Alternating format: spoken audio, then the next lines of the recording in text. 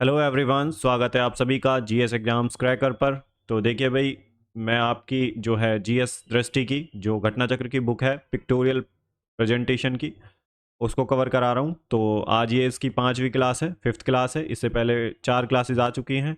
तो अगर आपने वो नहीं देखी हैं तो वो भी देख लें, लिंक डिस्क्रिप्शन में दे दूंगा मैं क्लास वाइज। ठीक है भाई। कॉपीराइट जो है जीएस दृष्टि घटना चक्र वालों का ही है। यहाँ पे फेयर यूज़ के अंडर इसे पढ़ाया जा रहा है, केवल स्टडी पर्पज़ के लिए है। जिसको बुक परचेज करनी है वो मार्केट से ले सकता है। अच्छी बुक है, नो डाउट, पीसीएस के लिए। और अगर आप एसएससी रेलवे का कोई भी एग्ज़ाम देंगे तब भी आपका रिवीजन अच्छा हो जाएगा। और जिनके पास बुक है उनका तो रिवीजन होगा, जिनके पास नहीं है उनको अंडरस्टैंडिंग अच्छी हो जाएगी। ठीक है भाई। बाकी आप चैनल को सब्सक्राइब कर लें आने वाली क्लासेस के लिए। और अपने जो रिव्यूज़ हैं कमेंट सेक्शन में ज़रूर दें कैसी लगी क्लासेस। ठीक है। और बाकी यहाँ पे कंप्लीट बुक कवर कराऊंगा मैं। 5 क्लास हैं। आज की क्लास जो है लास्ट क्लास होगी, मोस्ट प्रोबेबली ख़त्म हो जाएगी इस क्लास में ये बुक। इसके बाद जो है जो स्पीडी की करंट अफेयर्स की बुक आती है उसे कवर करा दूंगा। ठीक है। तो बुक्स आपकी एक भी नहीं छूटेंगी, सारी बुक्स को कवर करा दूंगा, लूसेंट वगैरह भी कवर करा दूंगा। तो आप बस पढ़ते रहिए और रिवीजन करते रहिए। ठीक है। और घटना चक्र की जो पूर्वावलोकन की बुक आती हैं, यूपी पीसीएस का एग्ज़ाम है उसके पीवाईक्यू भी करा दूंगा मैं। तो जो घटना चक्र की पूर्वावलोकन की बुक है उसे भी कवर करा दूंगा। ठीक है भाई, जितने भी उसमें पीवाईक्यू हैं। बाकी आप चैनल को सब्सक्राइब कर लें और अपने दोस्तों के साथ भी शेयर करें। तो हमने भाई कल कहाँ तक पढ़ लिया था? तो हमने पढ़ लिया था, देखते हैं ऊपर। तो हमने पढ़ ली थी एमरजेंसी, एमरजेंसी जो प्रोविजंस हैं ये भी पढ़ लिया था। और प्रेसिडेंट रूल भी पढ़ लिया था। एमरजेंसी प्रोविजंस, एमरजेंसी प्रोविजंस, ठीक है, हमने यहाँ तक कवर कर लिया था। तो फाइनेंशियल इमरजेंसी से स्टार्ट करने वाले हैं हम। तो फाइनेंशियल इमरजेंसी किस में मेंशन है? तो आर्टिकल 360 में दे रखा है फाइनेंशियल इमरजेंसी के बारे में। ठीक है। इंडियन कॉन्स्टिट्यूशन के आर्टिकल 360 में जो है मेंशन है financial emergency. Basis of proclamation. तो फाइनेंशियल इमरजेंसी को कैसे लगाया जा सकता है? तो president satisfaction, threat to the financial position of India और any territory thereof, parliament's approval on proclamation.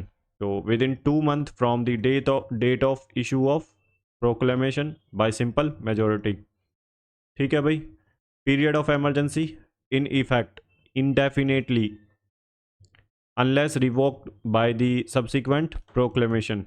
Provision control of the center over all the affairs of the state। Overall of जितने भी affairs होते हैं state के वो centre control करता है finance से रिलेटेड। स्पेशल जो है नेवर इम्प्लीमेंटेड इन इंडिया।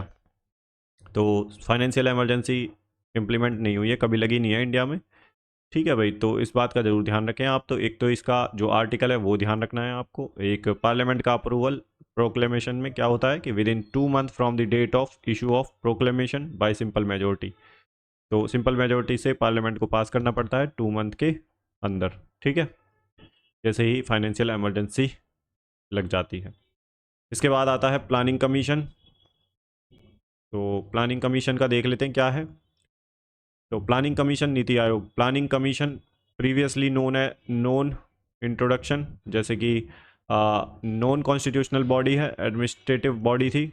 ठीक है। Advisory body, non constitutional body, administrative body, advisory body. Constitution bye a resolution of the union cabinet. तो यूनियन कैबिनेट के रिजोल्यूशन से बनाई गई थी, ये कोई कॉन्स्टिट्यूशनल बॉडी नहीं है जो प्लानिंग कमीशन थी। ठीक है। इसको रिप्लेस कर दिया है नीति आयोग ने। तो कब बना था ये जो प्लानिंग कमीशन है? 15 मार्च 1950 को बना था। डेट याद रखनी है, कई बार एग्जाम में सीधा डायरेक्टली क्वेश्चन पूछा गया है। ठीक है। Ex officio chairman prime minister of India. First chairman Jawaharlal Nehru. First deputy chairman Gulzari Lal Nanda ji. और मेजर टास्क क्या होता था? Formulation of 5 year plans of India. जितने भी 5 year प्लान्स थे उनका जो फॉर्मुलेशन है कौन करता था? तो प्लानिंग कमीशन करता था भाई। ठीक है। इसके बाद जो है नीति आयोग। तो नीति आयोग कब बना था? तो 1 जनवरी 2015 को रिप्लेसमेंट ऑफ प्लानिंग कमीशन को रिप्लेस करके नीति आयोग बनाया गया था। नीति की फुल फॉर्म क्या है? National institution for transforming India. Ex officio chairman कौन है? तो prime minister of India. Position of deputy chairman similar to the cabinet minister in the government of India. Based on the principle of cooperative federalism. तो यहाँ पे ये cooperative federalism पर based है जितनी भी इसमें जो है पॉलिसीज बनाई जाती हैं। फेडरलिज्म को ध्यान में रखते हुए स्टेट्स के जो है सीएम भी इसमें इंक्लूड होते हैं, इसके जो मेंबर्स होते हैं। ठीक है, तो अब देख लेते हैं फाइनेंस कमीशन, थोड़ा जूम कर लेते हैं इसे। तो ये है फाइनेंस कमीशन। तो फाइनेंस कमीशन किस आर्टिकल में है? तो आर्टिकल 280 में। मोस्ट इंपॉर्टेंट है कि बहुत बार पूछा गया है एग्जाम्स में। ठीक है, तो finance commission under which article? तो 280 of the Indian constitution. Provisions for constitution of finance commission by the president at the interval of every 5 year और that as per the requirement. हर 5 साल में प्रेसिडेंट जो है अपॉइंट करते हैं जो है फाइनेंस कमीशन को। ठीक है, बनाते हैं। उसके बाद फंक्शंस क्या है? Distribution of net proceeds of the tax between the union and states. Union और स्टेट के बीच में टैक्स का को जो है डिवाइड करता है, फाइनेंस कमीशन का काम है। Grant in aid of the revenues of the state out of the consolidated fund of India under article 275। तो आर्टिकल 275 में क्या है? Grant in aid of the revenue of the states out of consolidated fund of India under article 275। ठीक है। Measures for augmentation of the consolidated fund of state to supplement the resources of the local bodies, panchayat and municipalities in the states on the basis of recommendation of the State Finance Commission. Next point है any other matters which the president may refer to the commission in the interest of sound finance. अब देखते हैं next topic क्या है हमारा। तो लोकपाल और लोकायुक्त देख लेते हैं क्या है। तो लोकपाल का क्या है? Lokpal and important commission. Ombudsman, तो इसको थोड़ा अनजूम कर लेते हैं भाई। तो ombudsman and institution created for the redressal of citizens grievances at the international level. Establishment 1809 AD। Sweden में बना था सबसे पहले जो लोकपाल था। तो ठीक है, as an independent supervisory agency है। जो लोकपाल बना था सबसे पहले जो है स्वीडन में 1809 में। An institution created for the redressal of the citizens grievance at the international level. अब देखते हैं हम कॉन्स्टिट्यूशन एंड लोकपाल। तो यहाँ पे क्या दे रखा है भाई कॉन्स्टिट्यूशन ऑफ लोकपाल में? नेम्ड लोकपाल इन 1963 बाय LM सिंघवी। जो LM सिंघवी ने जो ये टर्म है लोकपाल ये 1963 में दी थी। Pinaki Chandra Ghosh the first Lokpal chairperson of India. तो PC घोष का नाम आपको याद रखना है, कई बार पूछा गया है। Pinaki Chandra Ghosh was the first Lokpal chairperson of India. There are 4 judicial members and 4 non-judicial members in the 8-member panel. तो जो लोकपाल का जो पैनल होता है उसमें 8 मेंबर होते हैं, 4 जुडिशियल मेंबर्स होते हैं, 4 नॉन जुडिशियल मेंबर होते हैं। टोटल 8 मेंबर्स का पैनल होता है। और पहले जो है लोकपाल थे वो पिनाकी चंद्र घोष थे। तो कुछ इंपॉर्टेंट रिलेटेड फैक्ट हैं। Ombudsman is a word of Swedish language. The next point है the literal meaning of ombudsman, representative of the people. Ombudsman is known in India as Lokpal. Authors of the book Law, Liberty and Social Justice is Justice P.B. Gajendra Gadkar. तो ये आपको ध्यान रखना है भाई। कुछ important facts हैं, ये देख लेते हैं क्या है। तो इंपॉर्टेंट फैक्ट्स में पहला पॉइंट है the institution of ombudsman was first created in. तो स्वीडन में क्रिएट किया गया था। नेक्स्ट पॉइंट है the first administrative reform commission was constituted in India in 1966। It's president was. तो पहला जो एडमिनिस्ट्रेटिव रिफॉर्म कमीशन है 1966 में बना था 1966 में। And who was the president? तो Morarji Desai was the president of first administrative reform commission.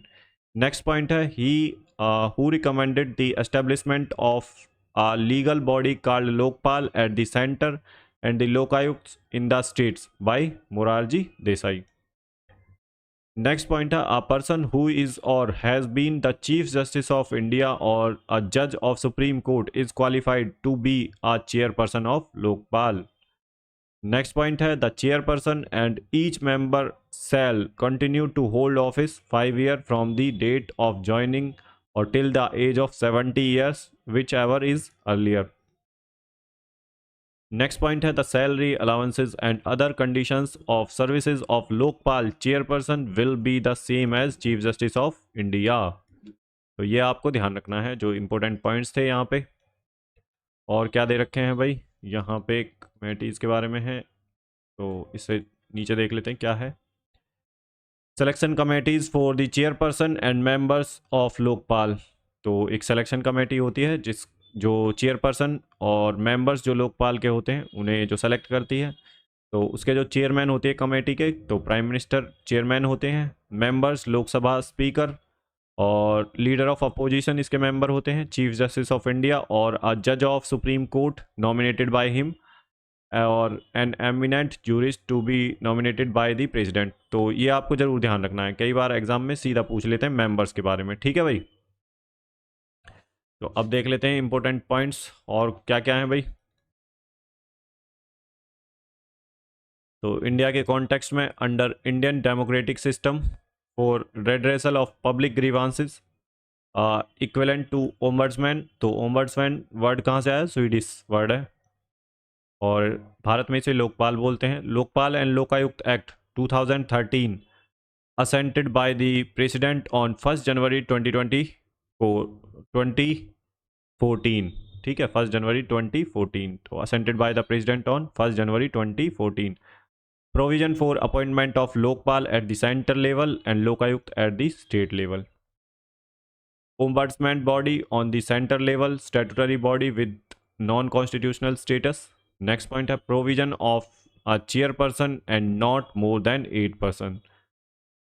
Constitution of institution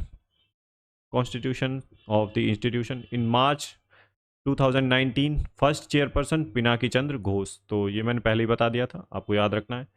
Maharashtra first state of India, the one who establish the office of Lokayukta 1971 में। और Orissa the first state 1970 to pass bill relating to the Lokayukta. ठीक है भाई, तो ये zoom करने पे थोड़ी दिक्कत होती है भाई इसमें। अब देखते हैं आगे क्या दे रखे हैं। तो कुछ कमेटीज़ दे रखी हैं, इनके बारे में देख लेते हैं कौन कौन सी कमेटी हैं। तो Vohra committee related to investigation of nexus among politicians and criminals. Rajamannar जो कमीशन है वो क्या किससे रिलेटेड है, तो recommended to phase out the Indian administrative services and the Indian police services. ठीक है, तो Rajamannar commission recommended to phase out the Indian administrative services and Indian police services. Next है national human rights commission, non constitutional body है। कब बनी थी, तो 12 अक्टूबर 1993 को। तो ये जरूर ध्यान रखना है। Appointment of the chairperson and members bye the president. Composition of the committee constituted for appointment prime minister, central home minister, leader of opposition, Lok Sabha Rajya Sabha and speaker of Lok Sabha and deputy chairman of Rajya Sabha. तो composition of the committee, जो committee select करती है chairperson और members को, जो human rights commission के members या chairperson होते हैं, तो उन्हें कमेटी के द्वारा सेलेक्ट किया जाता है। तो उस कमेटी में होते हैं prime minister, central home minister, leader of opposition, Lok Sabha और Rajya Sabha and speaker of Lok Sabha and deputy chairman of Rajya Sabha.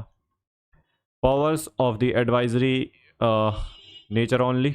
तो एडवाइजरी नेचर की जो है पावर्स होते हैं नेशनल ह्यूमन राइट्स कमीशन की।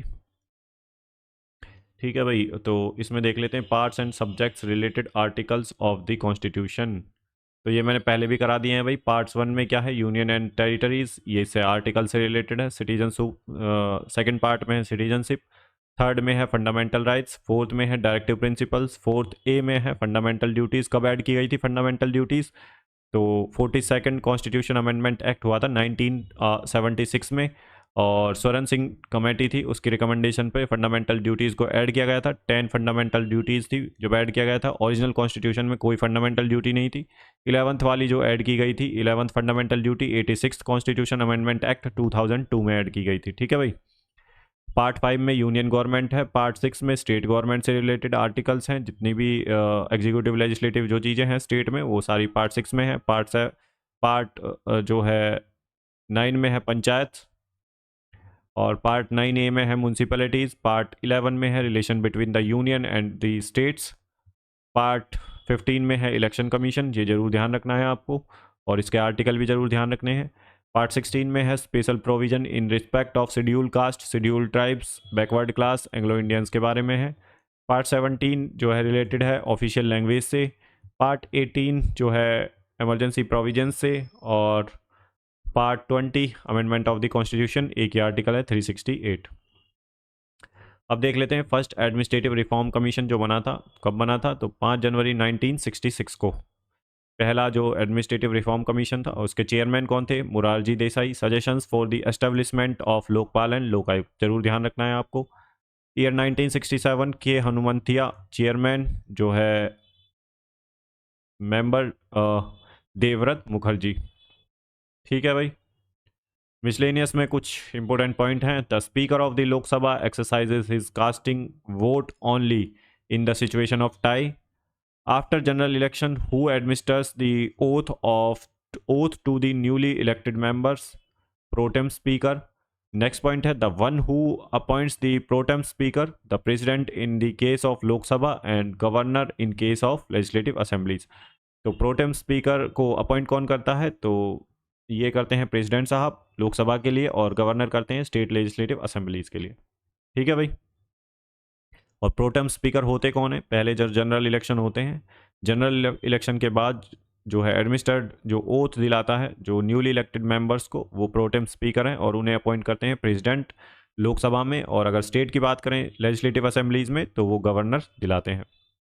उसके बाद है next point, Lok Sabha speaker submits his resignation to the deputy speaker of Lok Sabha. तो ये कुछ इंपॉर्टेंट पॉइंट्स थे जो आपको ध्यान रखना है। अब आते हैं local self government in India, Panchayati Raj और म्यूनसिपैलिटीज़ के बारे में। तो देखिए भाई, lord Ripon father of local self government in India, ये जरूर ध्यान रखना है आपको। ठीक है, कई बार क्वेश्चन पूछा गया है ये। और लोकल सेल्फ गवर्नमेंट में एक तो आते हैं पंचायती राज सिस्टम, और दूसरा आता है urban local self government.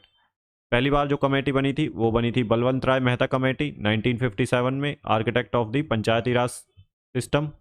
Suggestions थे इसकी 3 टायर पंचायती राज सिस्टम, डिस्ट्रिक्ट लेवल पे, ब्लॉक लेवल पे और विलेज लेवल पे। जो इसके रिकमेंडेशंस थी कमेटी की, बलवंत राय मेहता कमेटी की। ठीक है। उसके अलावा अब देखते हैं इधर, एक मिनट रुकिए भाई, इधर क्या दे रखा है, तो district council and constitution, panchayat समिति इनडायरेक्टली। तो यहाँ पे अर्बन लोकल सेल्फ गवर्नमेंट, इसके नीचे पढ़ते हैं इंपॉर्टेंट फैक्ट्स, यहीं से ही करते हैं पेज वाइज। तो पंचायती Raj system got constitutional status. तो कॉन्स्टिट्यूशनल स्टेटस कब मिला था, तो 73rd कॉन्स्टिट्यूशनल अमेंडमेंट एक्ट हुआ था 1992 में, तब पंचायती राज सिस्टम को कॉन्स्टिट्यूशनल स्टेटस मिला था। नेक्स्ट पॉइंट है there is a provision of 1/3 reservation for women in the panchayat. तो जो पंचायत हैं उनमें 1/3 रिजर्वेशन किसको मिला था, वुमेन्स को दिया गया था, under article 243D sub clause 3। तो नेक्स्ट पॉइंट है Panchayati Raj system came into force on 24 April 1993। Next point है ये जरूर याद रखना है ये पॉइंट, ठीक है, कई बार पूछा गया है एग्जाम में। नेक्स्ट पॉइंट है the article related to the Panchayati Raj system is from 243 to 243O। तो नेक्स्ट पॉइंट क्या है भाई, तो नेक्स्ट पॉइंट है हमारा, एक मिनट रुकिए भाई, तो नेक्स्ट पॉइंट है the Panchayati Raj system was inaugurated by the Pandit Jawaharlal Nehru on 2 October 1959 from Nagaur Rajasthan से। Other related committees, Ashok Mehta committee कब बनी थी, 1977 में। GKV राव कमेटी 1985 में। LM सिंघवी कमेटी 1986 में। और PK थुंगन कमेटी 1988 में बनी थी। तो कमेटी जरूर याद रखनी है, क्रोनोलॉजी इनकी याद रखनी है।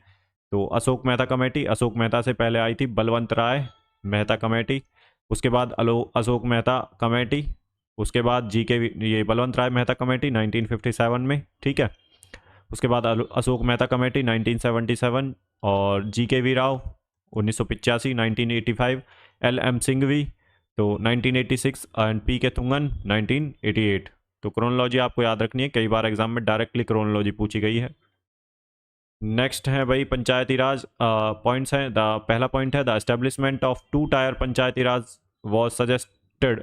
तो अशोक मेहता कमेटी ने 2 टायर पंचायती राज सिस्टम को जो है सजेशन किया था। नेक्स्ट पॉइंट है the weak panchayat raj institution was called the grass without root by GKV Rao committee. Generally the tenure of the panchayat, तो ये 5 ईयर है भाई। नेक्स्ट है भाई एस्टेब्लिशमेंट। 1 मिनट रुकिए भाई।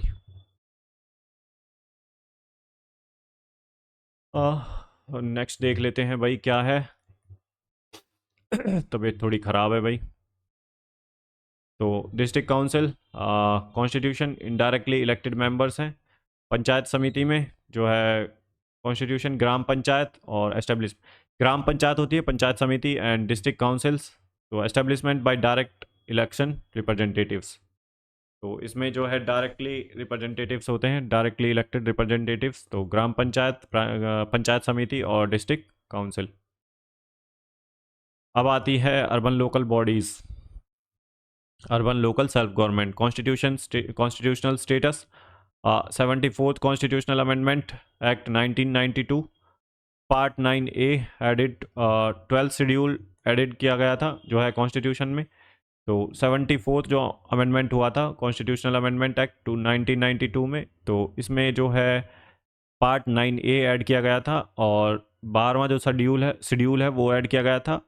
ठीक है, और 18 सब्जेक्ट हैं इसके अंदर, सब्जेक्ट्स हैं। ठीक है, और PRIs के अंदर कितने सब्जेक्ट हैं पंचायती राज इंस्टीट्यूशंस के अंदर, तो ये हैं 29 सब्जेक्ट और 11th शेड्यूल ऐड किया गया था। ठीक है भाई, कॉन्स्टिट्यूशन में। Municipalities, municipal corporation, municipal council and Nagar Panchayat. Important facts में देख लेते हैं। The 74th constitutional amendment act came into force 1 June 1993. Articles included in Part 9A of the Constitution are from Article 243 to 243 GH. Next point है India has urban local self government of 8 types. Next जो हमारा topic है types of urban local self government, तो इसमें देखिए municipal corporation, municipalities, notified area committee, town area committee, cantonment board, township, port trusts and special purpose agencies. अब आते हैं हम नेक्स्ट अपने जो है चैप्टर पे, recognition of the national and state level parties. तो नेक्स्ट चैप्टर है हमारा recognition of national and state level parties, तो कैसे रिकॉग्नाइज की जाती हैं तो ये देखते हैं।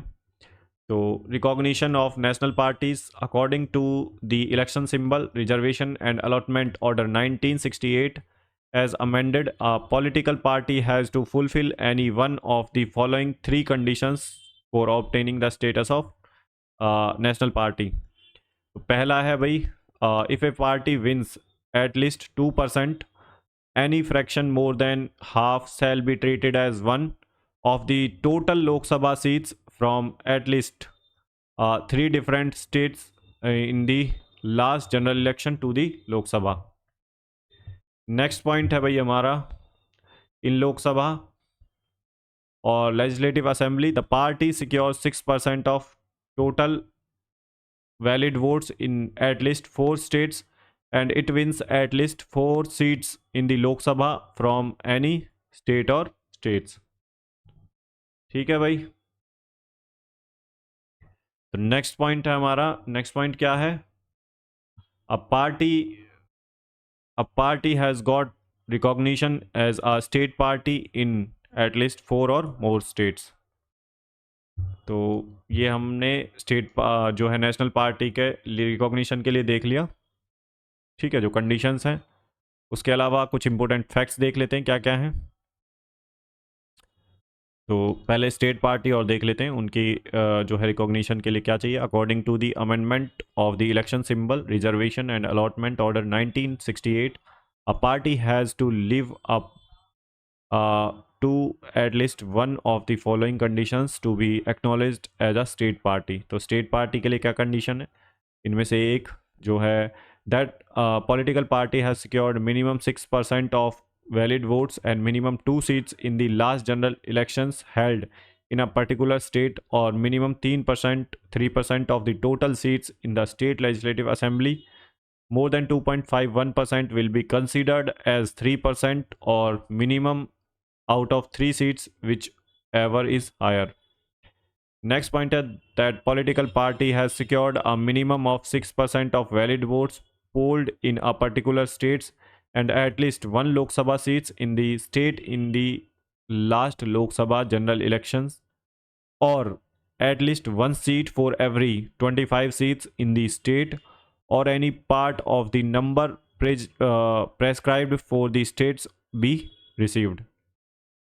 Third है, the political party has secured minimum 8% of valid votes in the last Lok Sabha or Legislative Assembly general elections. That condition was added in 2011. और अब देख लेते हैं प्रेजेंट में क्या है. टोटल 8 नेशनल पॉलिटिकल पार्टीज़ हैं. Bharatiya Janata Party, Bahujan Samaj Party, Indian National Congress, Communist Party of India, Marxist Nationalist Congress Party, All India Trinamool Congress, National People's Party, Communist जो है party of India.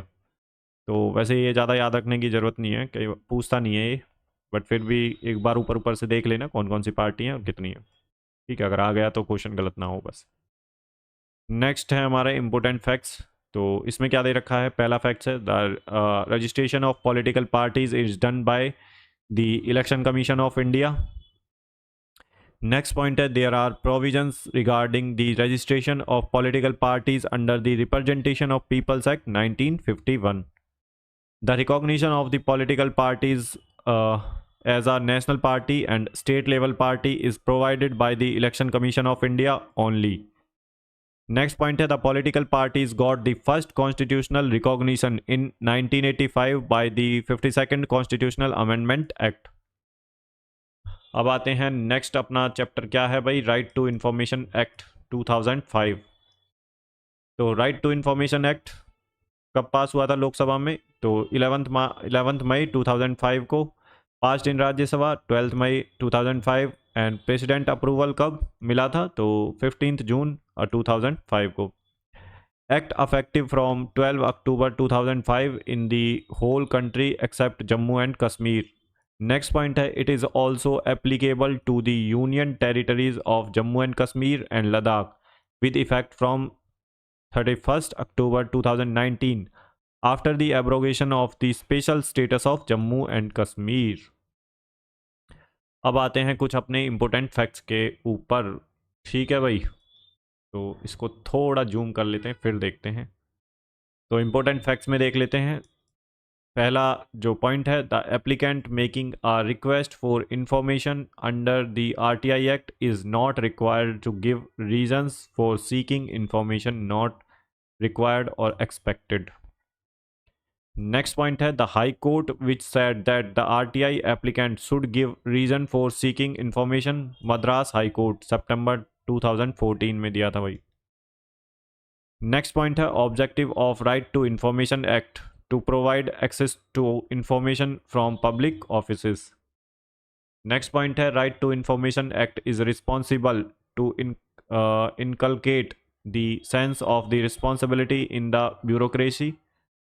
Next point है right to information is a legal right. It has been considered as a part of the fundamental rights to freedom of speech and expression by the Supreme Court. Next point है the things that is mentioned in the preamble of the Right to Information Act 2005.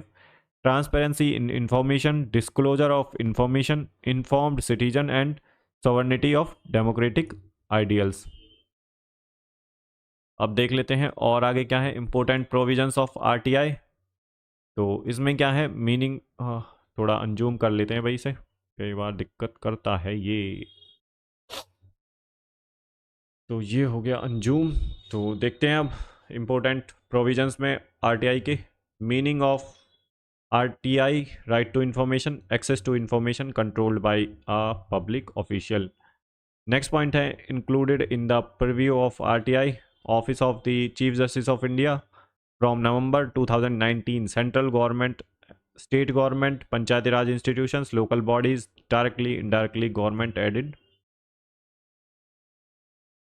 जो है, ठीक है।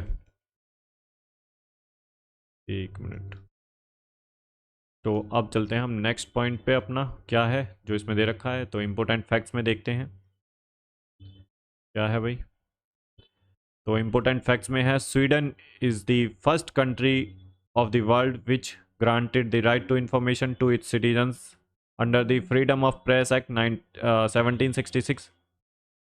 South Africa is the only country in the world whose constitution specifically mentions the right to information. Next point है, the one which started the right to information movement in India, मजदूर किसान शक्ति संगठन।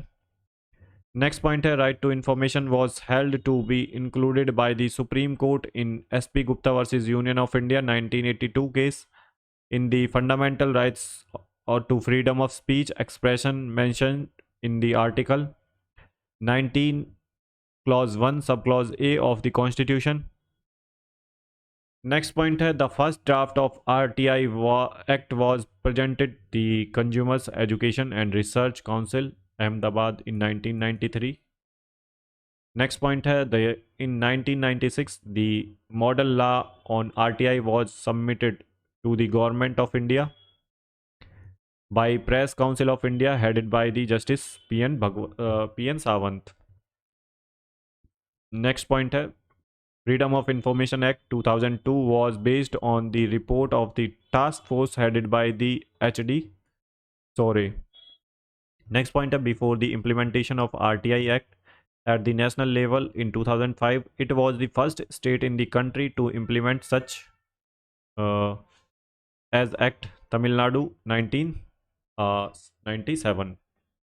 Important provisions देख लेते हैं RTI Act के। तो included in the right to information, inspect works, document records, obtain specified copies of documents or records, sample material, obtain information by print outs and discs or cassettes or other electronic means. Next point है, provision for appointment of public information officer under each authority. Next point है, responsibility of PIO to provide information within 30 days of receipt of request for information. Next point है, if the information sought related to the life and liberty of a person, it is necessary to provide the information within 48 hours.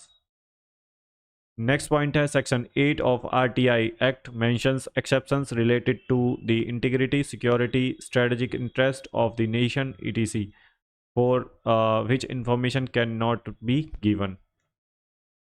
Next आते हैं अपना next part क्या है भाई। तो next part में देखते हैं, पॉलिटी मिसलेनियस दे रखे हैं नेक्स्ट पार्ट में। तो इम्पोर्टेंट आर्टिकल्स हैं, ठीक है। तो आर्टिकल्स में क्या है, article 117 special provisions as to finance bill, article 32 heart and soul of the constitution by Bhimrao Ambedkar, and article 20 protection in respect of conviction of offenses, article 22 protection against arrest and detention in certain cases। उसके बाद है article 111 assent of president to bill, discharge of assent of president of bill, president to bill, ठीक है, assent of president to bill, article 111। article 160 discharge of functions of the governor by the president, article 105 privileges of members of parliament, 108 joint sitting है लोकसभा राज्यसभा की ordinary bill पर, article 109 special procedure in respect of money bill, article 110 definition money bill की, article 112 court not be inquire into proceedings of parliament, article 32 remedies for enforcement of rights, article 169 abolition of or creation of state legislative councils in state, article 350A education in the mother tongue at the primary stage of education, article 344 official languages commission 1955 BG Khair, Article 43, work living wages are decent standard of life etc for the workers. Article 338, Constitution of National Commission for Scheduled Caste. Next है article 338 A, constitution of national commission for scheduled tribes scheduled tribes. Article 330, reservation of seats for scheduled caste and scheduled tribes. Article 332, reservation of seats for scheduled caste and scheduled tribes. Next है भाई commission committees caste cases related field. तो Ayyangar report, recognition of federal cabinet. Rajamannar commission, recommendation to phase out IAS IPS post. ठीक है. Next है MN Venkat चलैया, constitution review commission. और Dinesh Goswami committee, यह है इलेक्शन रिफॉर्म से रिलेटेड. गोलकनाथ के supreme court for the first limit the constitutional amendment power to the parliament. Next देखते हैं और क्या है इंपॉर्टेंट पॉइंट्स. तो related person and important sentence. G Austin ने कहा था Indian federalism cooperative federalism. KC Wheare, India as a quasi federal state. और Hriday Nath HN Kunzru, the emergency rights of president is a betrayal of the constitution. तो ये इन्होंने बोले हैं sentence, तो आपको याद रखने, कई बार सीधे एग्जाम में पूछ लेते हैं. ईयर्स दे रखा है, इवेंट दे रखा है. 30 जनवरी 1990 को क्या हुआ था, SC/ST एट्रोसिटीज़ एक्ट 1989 आया था. 1952 community development program. 1953 national extension program. 1986 India's first law university. 1987 notified. ठीक है. And 1993 national commission for backward classes act. 1986 child labour prohibition and regulation act.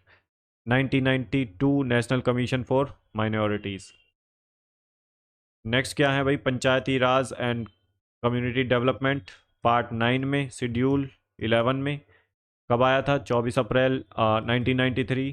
24 April 1993. Panchayati Raj subject to state list 11th schedule में दे रखे हैं 29 subjects. Member of parliament जो है member of district council. Article 243 Gram Sabha. Constitution of panchayat, structure of panchayat, reservation of seats, schedule caste, schedule tribes and womens. Term of panchayat for 5 years from the first session. Minimum age for qualification of members 21 years. Power, authority, responsibility of panchayats and tax collecting powers of panchayat and their funds and constitution of finance commission.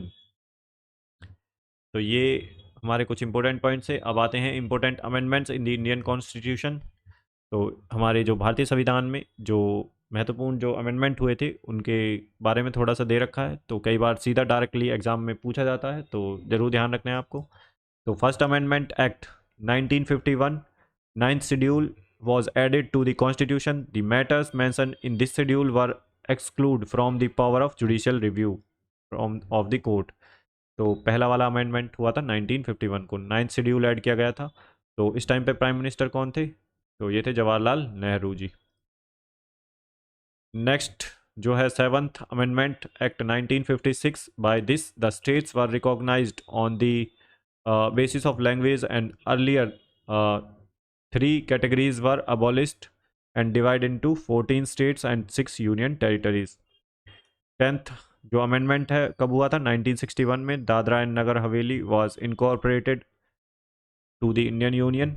11th जो है amendment कब हुआ था, 1961 में.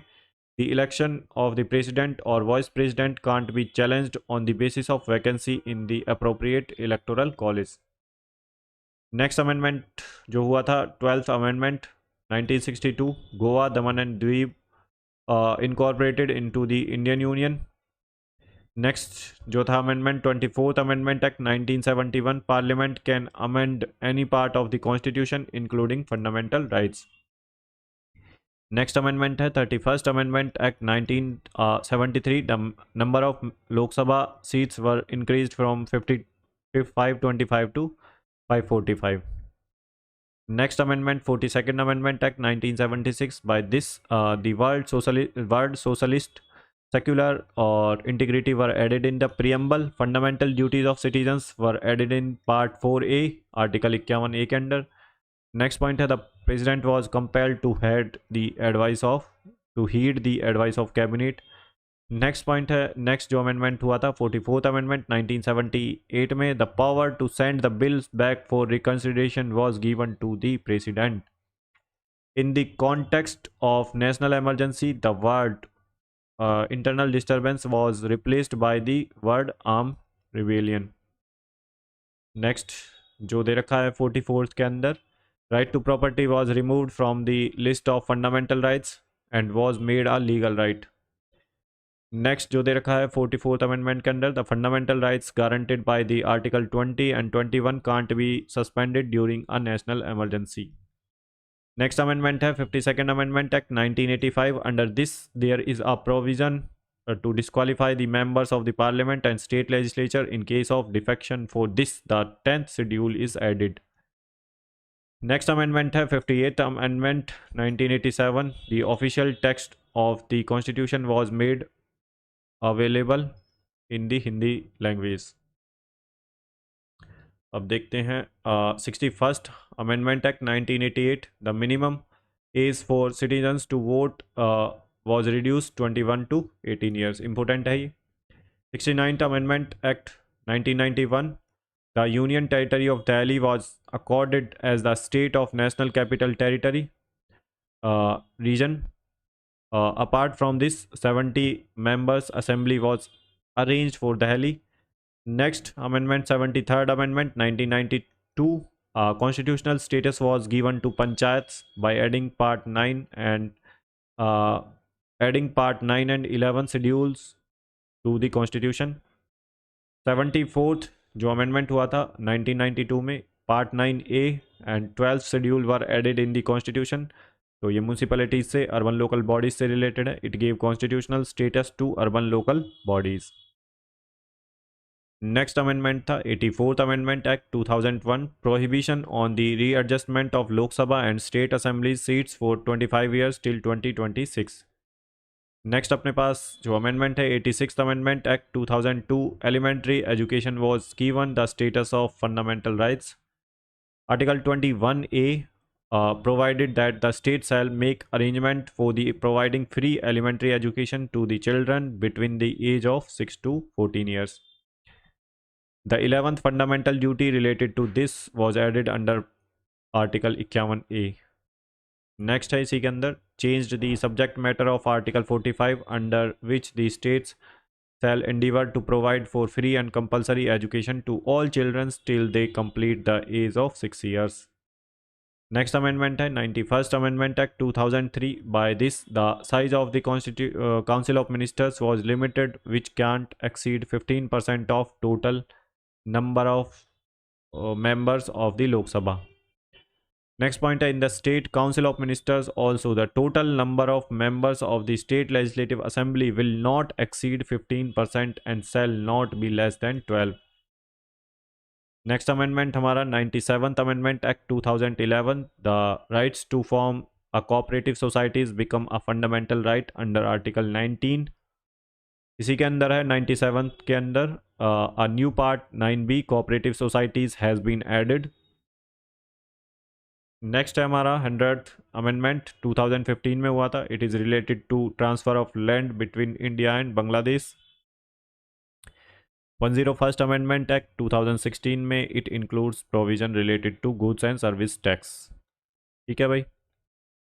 तो 102nd amendment हुआ था 2018 में. National commission for backward classes were given constitutional status. 103rd amendment act 2019.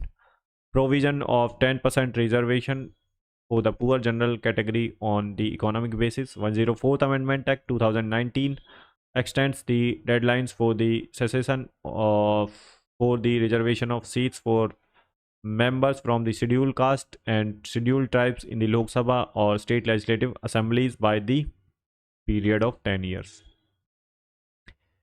National political parties and their election symbols. तो ये पॉलिटिकल पार्टीज़ हैं और ये इनके सिंबल्स हैं. आईएनसी इंडियन नेशनल कांग्रेस ये इसका सिंबल है. भारतीय जनता पार्टी का ये है.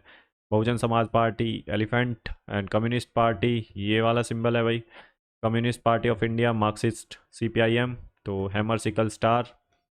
और नेशनल कांग्रेस पार्टी, ये है क्लॉक, NCP। और ऑल इंडिया तृणमूल कांग्रेस, ये है भाई इसका flowers and grasses. National People's and Party, National People's Party, तो इसका है बुक। ठीक है भाई, तो यहाँ पे हमारी ये बुक कंप्लीट होती है भाई। ठीक है, तो यहाँ पे ये कंप्लीट बुक हो गई है। 5 क्लासेस में आपकी कंप्लीट करा दी है ये बुक। इसके बाद मैं स्पीडी की जो करंट अफेयर्स आती है वो कवर कराऊंगा। ठीक है, आपके करंट अफेयर्स भी कवर हो जाएंगे, 2025 वाली कवर कराऊंगा मैं।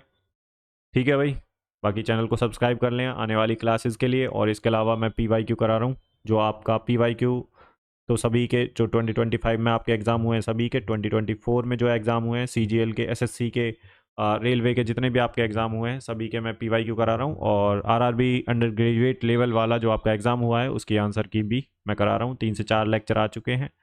तो आप चैनल को सब्सक्राइब कर लीजिए आने वाली क्लासेस के लिए। और आपका कोई रिव्यू है तो वो कमेंट सेक्शन में दे सकते हैं। आपका कोई डाउट है वो भी पूछ सकते हैं आपका, देखिए भाई।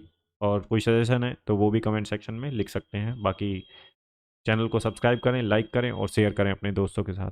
ठीक है भाई, तो चलिए भाई यहीं पे अपनी क्लास को समाप्त करते हैं। मिलते हैं एक नई बुक के साथ, फिर से नई एनर्जी के साथ। तो क्लासेस डेली आएंगी। ठीक है, तो अब करंट अफेयर्स के लिए speedy, I think we will try speedy को कवर कर लें फटाफट। ठीक है, तो चलिए भाई मिलते हैं नेक्स्ट क्लास में।